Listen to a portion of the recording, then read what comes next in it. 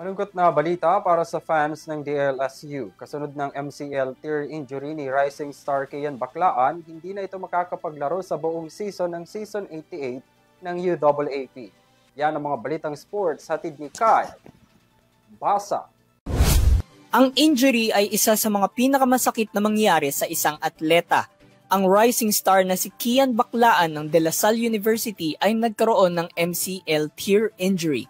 Nangyari ito matapos ang kanilang loose ball scramble kung saan nadaganan ng University of the East player na si Welo Lingo-Lingo ang kanyang tuhod.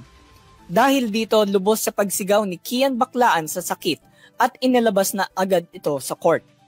Nasuspende ang player ng UE ng 3 games sa kadahilan ng tinawagan ito ng referee ng unsportsmanlike foul.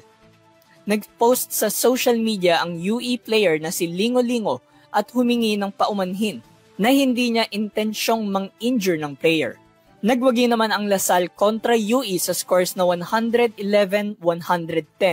Ngunit nagkaroon ng malaking tol ang pagkawala ni Baclaan at ang kanyang co-star na si Mason Amos na parehas injured ang kanilang MCL sa kinabukasan ng Green Archers.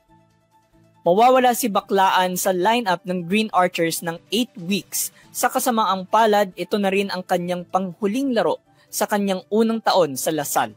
Para sa EuroTV News, ako si Kyle Basa, sumasaludo sa bawat Pilipino.